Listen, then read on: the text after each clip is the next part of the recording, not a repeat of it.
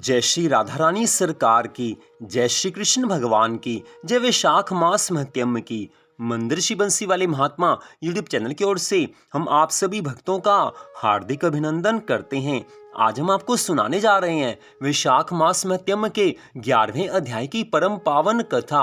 इस कथा को सुनने मात्र से भगवान की कृपा प्राप्त हो जाती है और भगवान की कृपा जिस पर हो जाए उसके घर में सदा के लिए सुख संपत्ति का वास हो जाता है। पिछले अध्याय की कथा में आपने सुना था कि भगवान शिव शंकर भोलेनाथ जी ने कामदेव को भस्म किया है। अब उससे आगे की कथा राजा मैथिल ने आज श्रुतिदेव ब्राह्मण से पूछा है कि जब कामदेव भस्म हो गया तो फिर उसकी उत्पत्ति कैसे हुई है।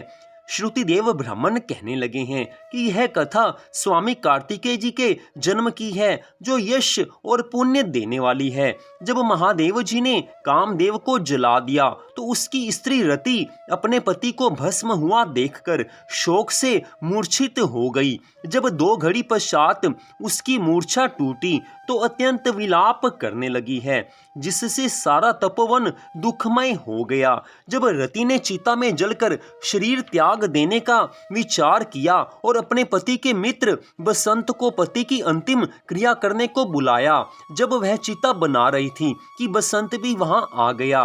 वह रति को देख अति दुखित हो रति को समझाने लगा और कहने लगा कि आत्मघात करना उचित नहीं है तथा धर्म से विपरीत है।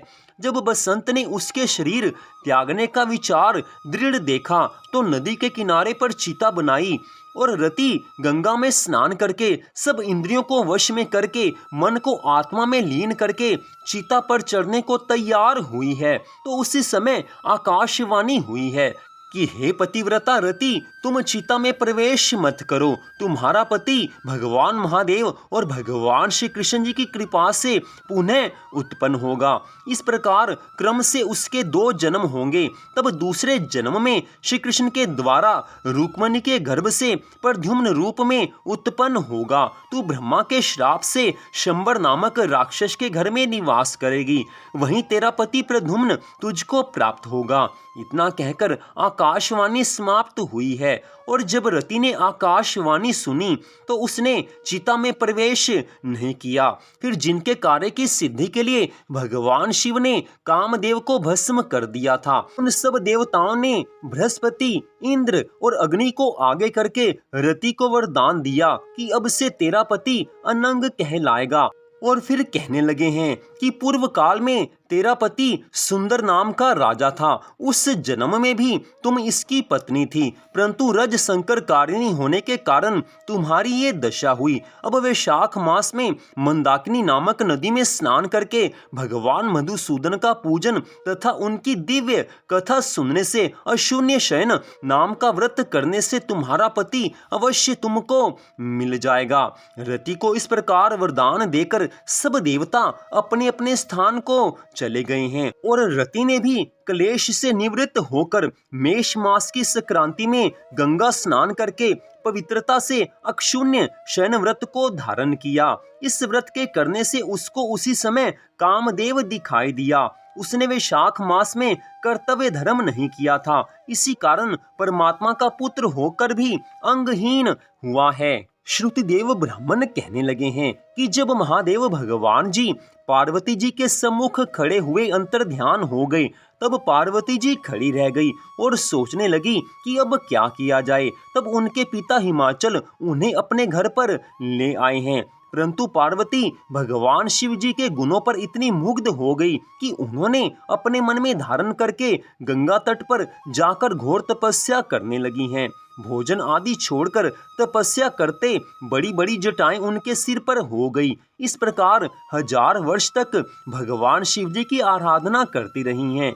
एक दिन सायंकाल के समय श्री महादेव जी भगवान पार्वती जी की परीक्षा करने के लिए ब्रह्मचारी का वेश धारण करके उनकी पर्णकुटी में आकर उनकी अचल भक्ति देखकर कहने लगे हैं कि हे भद्रे, जो तुम्हारे मन में हो वरदान मांग लो। तब पार्वती जी कहने लगी हैं कि मैं यही वरदान मांगती हूँ कि आप मेरे पति हों। तथास्तु कहकर भगवान शिव जी ने सप्त ऋषियों को बुलाया है और उपस्थित होने पर उन्हें आज्ञा दी कि तुम हिमाचल के पास जाकर विवाह का प्रस्ताव रखो।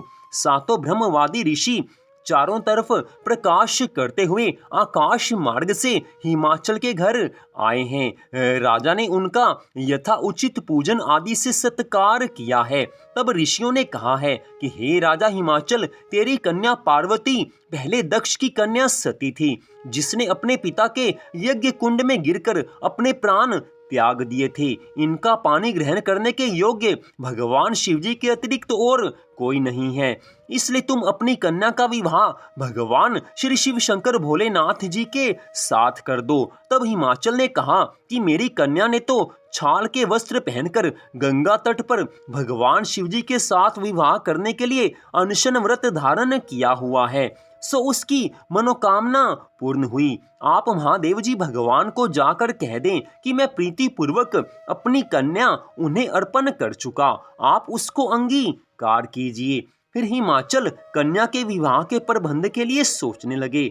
उधर सप्तऋषि भगवान महादेव जी के पास आए हैं और विवाह निश्चित करके चले गए। इसके पश्चात निश्चित तिथि पर लक्ष्मी आदि सब देवियों और श्री हरि विष्णु भगवान आदि सब देवताओं ने विवाह महोत्सव देखने के संग बारात लेकर श्री महादेव जी भगवान बैल पर आरूढ़ होकर चारों ओर भूतगणों से सेवित शंख, भेरी, मृदंग आदि बाजों के शब्द के साथ तथा वंदी जनों के समूह सहित ऋषिगणों की वेद ध्वनि में हिमाचल के घर में प्रवेश किया है और सुंदर शुभ मुहूर्त, लग्न तथा शुभ ग्रहों की दृष्टि में हिमाचल ने अपनी कन्या श्री पार्वती जी का विवाह भगवान शिव शंकर भोलेनाथ जी के साथ कर दिया है। महोत्सव के पूर्ण होने पर भगवान श्री शिव जी लौकिक धर्म का पालन करने लगे हैं। संपूर्ण रिद्धि और सिद्धियों से युक्त इंद्र के भवन के समान हिमालय के शिखर पर, नंदिनी के तीर पर,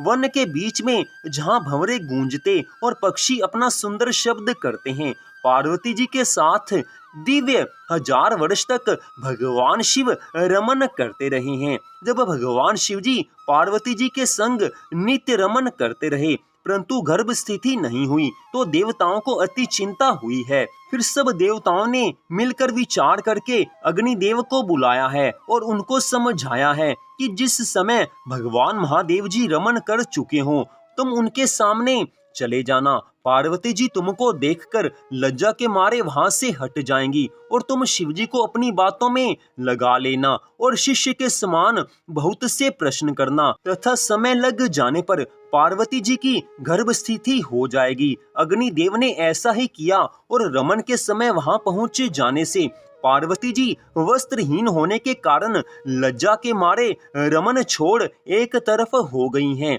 भगवान शिवजी महाराज को ऐसे समय में अग्निदेव का आना बहुत बुरा लगा और उन्होंने श्राप दिया कि मेरा वीर तुम्हारे मुख द्वार से तुम्हारे उदर में प्रवेश करे। तब अग्नि ने उस वीर को अपने उदर में ग्रहण कर लिया और 10 महीने बीत जाने पर उस तेज वीर्य को गंगा जी में डाल दिया है। गंगा जी भी उसको सहन नहीं कर सकी और उसको सरपतों अर्थात सरकंडों में फेंक दिया और वहां पर उसके 6 भाग हो गए हैं। तब ब्रह्मा जी ने 6 कन्याओं को भेजा। उन्होंने उन 6 भागों को जोड़ा जिससे 6 मुख और 1 अंग ऐसी आकृति का बालक बन गया। वह बहुत दिनों तक उन सरकंडों में ही पड़ा रहा। एक दिन भगवान महादेव जी और पार्वती जी बैल पर चढ़े जा रहे थे। उस समय माता पार्वती जी के स्तनों से दूध की धारा बहने लगी है। तब पार्वती जी ने श्री महादेव जी भगवान से इसका कारण पूछा तो भगवान शिव शंकर भोलेनाथ जी कहने लगे हैं कि हे देवी, मैं इसका कारण कहता हूँ। देखो, यह पास में ही तुम्हारा पुत्र पड़ा हुआ है। और फिर श्री महादेव जी भगवान ने पिछली सारी कथा पार्वती जी को कह सुनाई है और कहा कि उसी को देखकर तुम्हारे स्तनों में दूध आ गया है, क्योंकि वह तुम्हारा ही पुत्र है। भगवान महादेव जी की इस बात को सुनकर पार्वती जी ने उस बालक को उठा लिया तथा अपनी गोद में बैठाकर उसको अपने स्तनों से दूध पिलाने लगी हैं। इस प्रकार पार्वती जी पुत्र स्नेह में मुग्ध होकर उसको कैलाश में ले आई हैं और उसका पालन पोषण करने लगी हैं। इतनी कथा सुनाकर श्रुतिदेव ब्राह्मण कहने लगे हैं कि हे राजन, यह मैंने तुमसे कुमार कार्तिकेय जी के जन्म की कथा सुनाई है। अब और कौन सी कथा सुनना चाहते हो सो बताओ, जो तुम्हारे मन में इच्छा होगी वही कथा मैं तुमको अवश्य सुनाऊंगा। तो इस प्रकार वैशाख महात्म्यम के 11वें अध्याय की इस परम सुंदर कथा का यहीं पर विश्राम होता है। मंदिर शिव बंसी वाले महात्मा यूट्यूब चैनल की ओर से आज की इस कथा को सुनने के लिए आप सबका हार्दिक धन्यवाद। भगवान श्री राधा कृष्ण जी की, भगवान श्री गौरी शंकर जी की वैशाख मास मध्यम की अनंत कृपा सदा आप सब पर और आपके परिवार पर बनी रहे। महालक्ष्मी माँ का सदा के लिए आपके घर में वास हो, इसी मंगल कामना के साथ जय श्री राधा रानी सरकार की, जय श्री कृष्ण भगवान की, जय श्री गौरी शंकर जी भगवान की, जय वैशाख मास मध्यम की।